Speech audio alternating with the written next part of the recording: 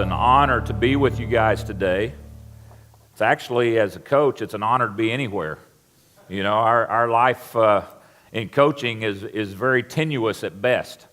And there's an old saying that there's only two types of coaches, the humble and the humbled. If you're not a member of the first group, you'll soon be a member of the second group. So it wasn't but a season ago that we'd won 11 games and had been the Liberty Bowl champions, and we were on the greatest thing since sliced bread. And then you go to a 3-9 season, 3-9, and you don't know anything, and you can't you coach anymore. And so, like I tell my wife all the time, you can't believe them when they say the good things any more than you can believe them if they say the bad things. You better just do what you do. And I've been very blessed and honored to be in this profession, and I do see it as a ministry. I think it's unique that I get to do this and that my wife joins me in this. And it took us a while to figure it all out, but we're certainly enjoying this. I want you to meet my wife, Angie. Angie, wave at everybody. Do y'all see her over there? I mean, that's one pretty good-looking grandma, don't you think? I mean, usually I get in trouble because I think she's a hot grandma, and then that gets me in trouble when I get home. So I didn't say it this time. I just said she's pretty.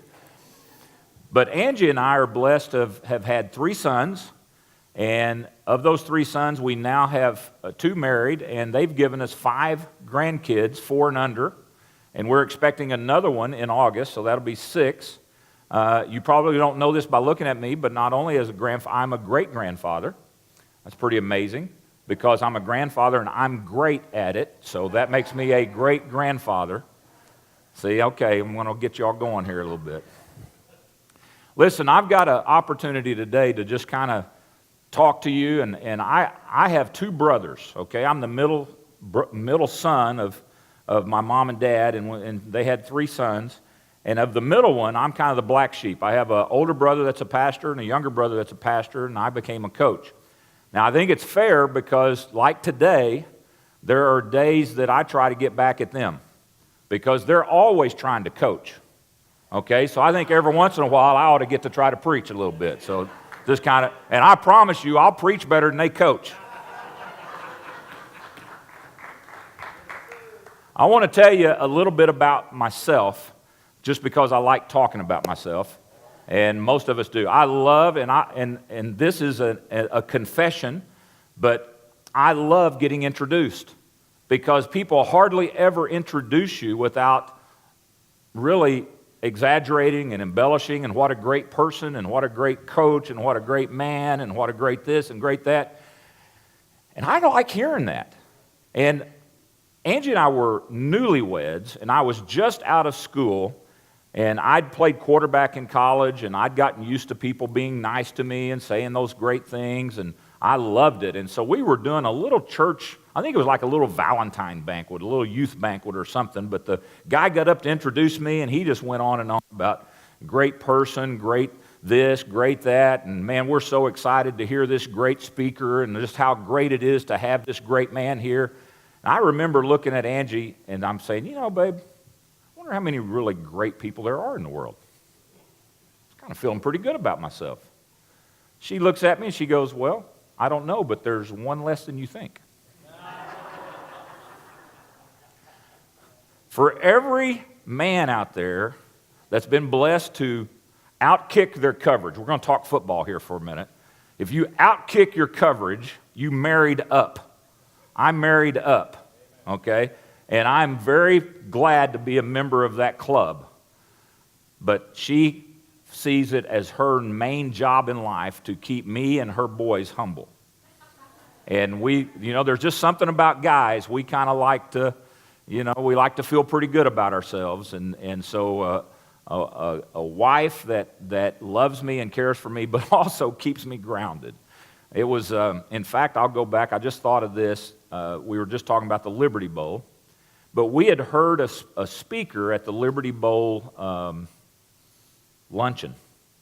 And it was a guy named Bill Courtney who they made the movie about him and his team. What was the name of that there in Memphis, that high school deal. Anyway, it's a great movie. He became famous for taking this inner city team and growing them into, what was it? That's it. And so he got famous, and so he was back in Memphis speaking at the Liberty Bowl. And one of the things his wife kept telling him was, keep it real, buddy. Keep it real. You know, don't get caught up in all that, because he was going to Hollywood and he was getting all this kind of stuff.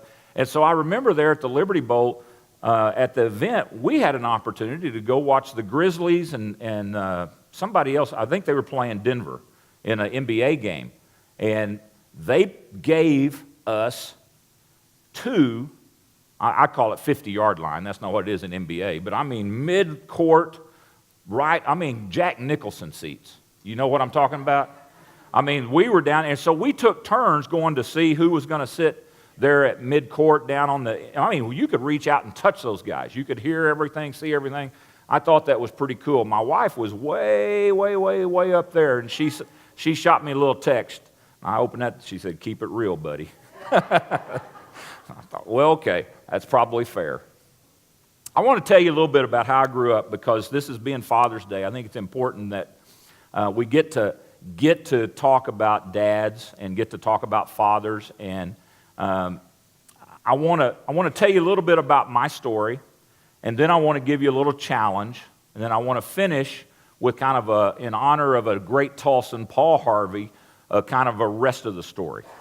And so I grew up as the middle son, I told you, of three boys that were born to a high school football coach.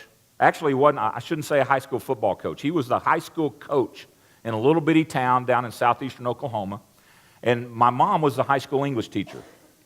Now, when I say my dad was the coach, you got to understand, and some of you all are old enough to remember these days, but certainly in small town America, back in the 60s and 50s and 50s, 60s, and 70s, it was not unusual. If you were the coach, you were the coach. And so my dad was the head football coach. He was the head boys basketball coach. He was the head girls basketball coach. He coached track, and he coached baseball in the summer. That's the house I grew up in. So if it could be thrown, kicked, shot, hit with a bat, we did it. I did not understand until I was much older when people talked about the seasons of the year as being fall, winter, and spring. I thought it was football, basketball, baseball. That's what I thought the seasons were. That's just the way we grew up. My mom was an English teacher. Now, she had been a really exceptional athlete herself, but she prided herself in the areas of intellect and academics and doing those kind of things. And she wanted her children, Angie's heard this for years, but she wanted her children to be more than jocks. She wanted us to have more to life than just being, we wanted to have a little culture, and she wanted us to be able to speak, and she wanted us to be able to do things in life and to learn about things that were bigger than ball. And so because of my mom, I took piano lessons. And I was standing by Pastor Kelly, and he talked about how he's been doing music for a long time. And I just thought, you know, there's just a lot of differences between the two of us. I took piano lessons for nearly 6 weeks. And that was, between the two of us, the teacher and I, we decided that was probably not my path in life. My mom insisted that we, just be that. I was raised in a home where my dad was the coach. I was grading film when I was 7 or 8 years old. Dad would put the game film on, and he'd say, hey, you watch this guy right here, and you just tell me if he got his block or not.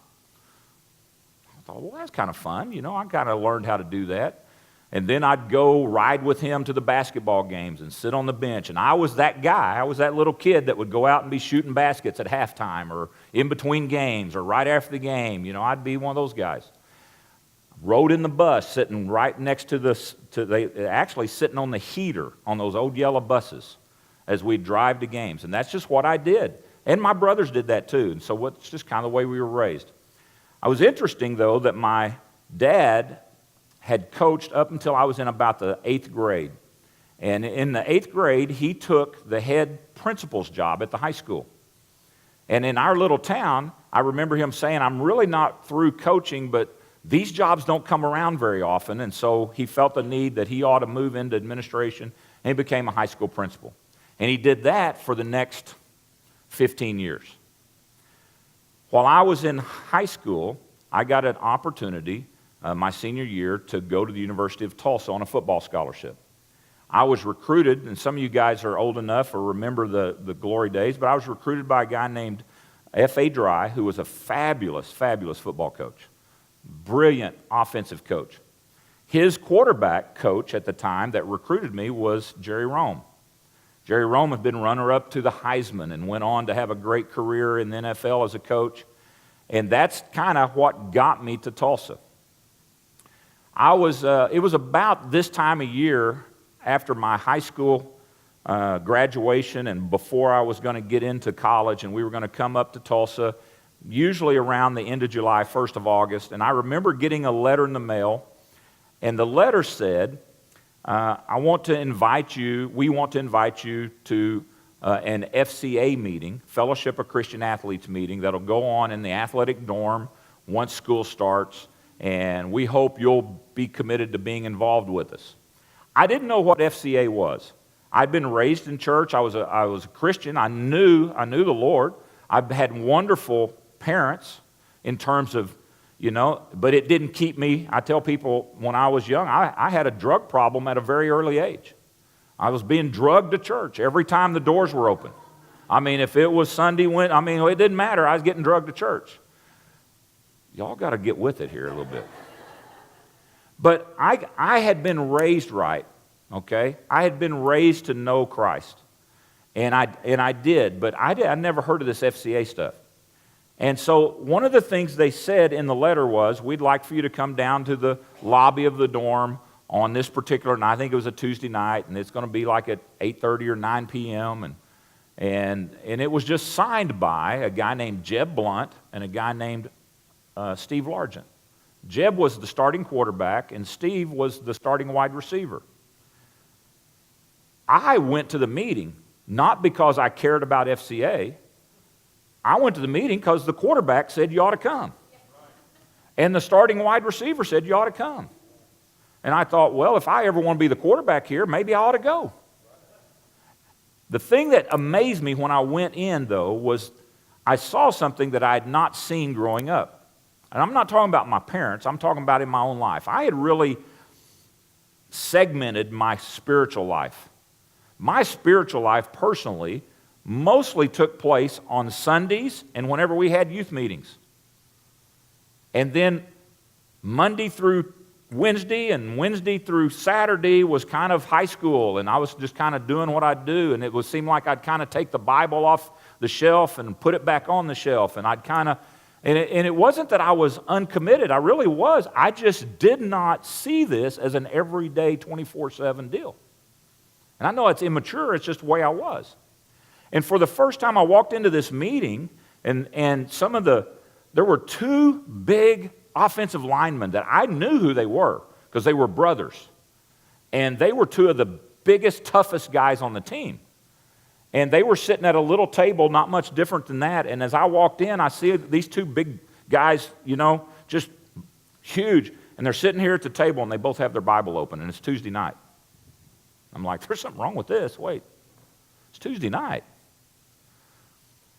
As time went on, and as my years went on at the University of Tulsa, the thing that I was so pleased with, looking back, is that people came into my life and intersected into my life and helped grow me into being a guy that understood not just the salvation of Christ, but the lordship of Christ. And that lordship is not, so you don't go through a cafeteria line and go, well, I think I'll take salvation, but I don't think you being the boss of my life is not really what I'm into. And so the more I understood that this was a 24/7 thing, this was a deal that that Christ, that God really, He was concerned about me as a football player. He was concerned about me as a student. He was concerned about me as a boyfriend. And when I figured that out, life changed for me. And I began to understand the failings that I'd had in my life, and I repented of those things. and ask God to really give me a new start. And I knew it wouldn't be perfect, okay? I mean, I'm not saying I knew it then, but as I've learned, I figured out it's a lot less about perfection and it's more about direction. And so from that point on in my life, I really made a commitment that I want to count. I don't want people to look at my life and wonder, who does he stand for? What does he stand for? Now, do not take this as saying I've got it all figured out and that I have always done things the right way. That is not what I'm telling you. I've had many, many, many failings in my life. But what I can tell you is I've been very consistently reminded that God has never failed me, that he has always been there. He's consistently been there, and he will always be there. He's the same yesterday, today, and forever. And so when I get a call, and I told Pastor Kelly this, when I get a call that says, would you like to come speak? The question is not yes or no. The question is, can I? Does my schedule allow it? Because I believe with all my heart, God has placed me into this position as the head football coach at the University of Tulsa and has given me a platform to be able to tell people about him. And I want to do that when I can. And so that's why I'm here. That's kind of my history. I met this girl in the 8th grade. Okay, she's a Navy brat. Okay, they moved around. She was, don't give me that awe stuff. She was born in Hawaii. Okay. Lived in Hawaii till she's up through elementary school. There all kinds of stories I can tell you. But after they moved around, and her father was from Spiro, the same little town I grew up in, so they moved back. So we met in the 8th grade, and I chased her around for the next 5 years. And she went to Northeastern, and I went to Tulsa, and then eventually she agreed to let me catch her. And so we've been married now 36 years. I think that's pretty good, 36, 37, that's pretty. I was trying to double check it with her real quick. But we've been blessed to have 3 sons, okay? I told you my dad, I didn't say this, my dad was one of 4 brothers. There were 4 in his family. They didn't know their dad until much later, but they found out their dad was all boys in his family. So their dad's dad, my grandfather that I didn't know, was all boys. Then he had 4 boys. Then I had 3 boys. And so then we had 2 grandsons. So we were going into this, and then we finally had Gracie. So Gracie came along now as the first female that we could count in our direct line in like 5 generations. Now, her name is Angela Grace, and that's important for you to know because this is Angie. But I get a little pleasure in saying that we only use the name Angela when she's in trouble. I don't y'all ever know how that works? Angela Grace, get it? And so now she's, how old is Gracie? She's 3, and she'll look at me and she'll say, I'm not Angela Grace, I Gracie girl. Because Gracie girl's the sweet one. Angela Grace is the one that's in trouble. So she wants to make sure we know who that is. I tell you all that to just give you a little feel for who I am and what I'm about. I was blessed to have great coaches around me. I never thought I was going to get into coaching. I never thought that was what I told you my mom and dad, I went to school going to be I started in pre-med, going to be a doctor. And I got my grades after the first semester, and I decided I don't want to be a doctor. I don't know if any of that ever happened to you, but that happened to me. I still didn't intend on being a coach, but I told you about F.A. Dry. I told you about Jerry Rome. There was a guy named John Cooper that became our next coach. He's in the Hall of Fame as well. He was my head coach. There's a guy named Larry Coker that was my quarterback coach. Larry Coker's in the Hall of Fame. All he did is win a national championship at the University of Miami.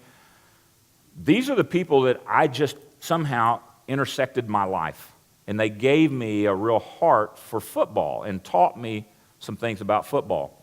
I'd been out of school working for, guess what, a group called the Fellowship of Christian Athletes for 3 years out of college, just giving my heart to trying to do what I thought God would have me do. And I get a call from a a friend that I played with that was a few years older than me, and he said, would you like to be a football coach in high school? And I said, yeah, I would, but frankly, I just don't see myself starting as a 7th grade coach and working my way up. I told you I was a quarterback, right? I told you I needed humbled.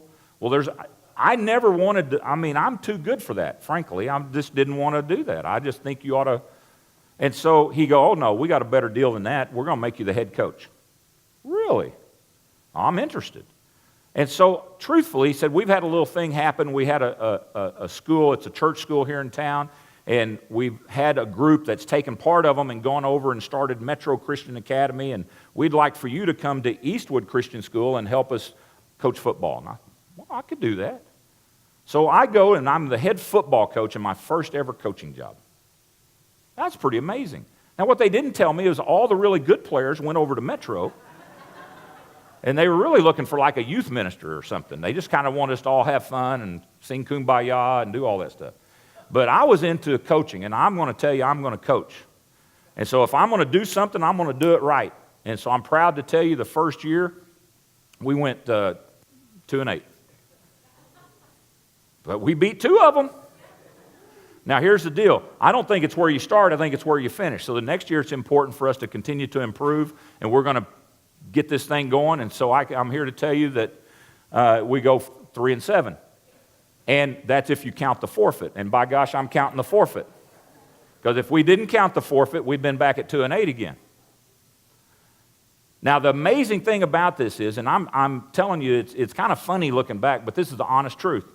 After 2 years of coaching, I was absolutely convinced, beyond a shadow of a doubt, that I'm now doing my calling in life. That this is what God has called me to do. This is the purpose in my life. This is what I'm supposed to do. And man, I'm in hog heaven. I'm getting to do this thing called coaching. Now, I don't know if you figure this out, but about the time you think you get it figured out, curveballs come. Okay? Well, guess what? They close the school down. Now, I'm doing what I'm supposed to do, and they close the school down. Now, how does that work in God's plan? I'm not real sure. It kind of threw me for a loop. So I'm out trying to get a job, and I wind up getting a job as an assistant coach at Sapulpa High School. After 1 year at Sapulpa High School, back my hometown in Spiro, that guy retires. And I'm thinking, man, I'd like to get my job, the football job at my old high school, because I know they've always had good players like me were always there. Okay? So I called the superintendent up, and I said, hey, I really think you ought to consider hiring me to be the next football coach at Spiro. He said, well, Bill, I think you'll be a good coach, but you're pretty young, and you don't have much experience, and, this is a pretty good job. And I said, I know that. I really think you should hire me to be your next football coach. And he said, well, I think you'll do a great job. You need some seasoning. You need to get some experience. You've only been a head coach for 2 years. You were 2-8 and 3-7 if you count the forfeit. And I said, well, I do. And he said, you'd probably need a little more experience. I said, I understand that, but Dad, I really want the job. My dad had moved from principal to superintendent. And amazingly, I talked him into hiring me as the head football coach at Spiro High School. Never once did I realize the pressure I just put him under. I honestly didn't, because I was confident I could do this. Now picture this. You're on the school board, or you're in the town where they just hired the superintendent's kid who has head coached for 2 years, been coaching for 3 years, and the 2 years he's head coach, they had woefully losing seasons. What in the world do you think that community thought? It didn't matter that I grew up there. They hired the superintendent's kid. I'm so thankful I did not understand all of the pressure that I should have been under. I was just naive. I just went after it. Fortunately, by the grace of God, we had 4 great years. We took them to a state championship game. We didn't win it. We took them to the championship game, and it was a football just kind of re-energized that little town. We got a chance to move from there to Edmond, where at the time I was at Edmond Memorial High School. It was the only high school in Edmond. It was the biggest school in the state. So I go from little Spiro to the biggest school in the state of Oklahoma. Again, not very smart, because they had just won a state championship. You don't want to follow the guy that just won a state championship. But I'm going to go to Edmond. We're going to go do what we do, and we have a great thing. And we barely made the playoffs both years and barely finished above 500. And I couldn't coach a lick. Now, right before that, I want to tell you, I had applied to come to Union because it had opened up when I was still at Spiral. But they told me, no, you need to be a big school coach before you can do this. So I go to Edmond. Now, ironically, after I go to Edmond and I'm there for 2 years, Union opened up. That coach left to go coach in college. And I thought, well, that's kind of strange. And guess what? They called me. Because now I'm at Edmond, the biggest school in the state. Whereas when I was at Spiro, I couldn't coach. But now that I'm at a big school, apparently I can coach. Isn't that goofy? I'm the same guy. I'm just giving you the history, and then I come to Union, and I stay for 14 years. And we were fortunate to have some really good years. I'm the same guy. Proverbs 3, 5, and 6 says, trust in the Lord with all your heart. Lean not on your own understanding. Lean not on your own understanding. And in all your ways acknowledge Him, and He will direct your path. 4 years ago, 3.5 years ago, in January of 2011, I was named the head football coach at the University of Tulsa. And at the press conference, I was asked a question that said, apparently this is a real testimony to your faith because you had left Union and set out a year believing you would be a college coach, and then you became an assistant coach, and you became, this is amazing. Isn't this a great testimony of your faith? And I said to them, from my heart, as I say to you, faith is a whole lot easier looking backwards than it is looking forwards.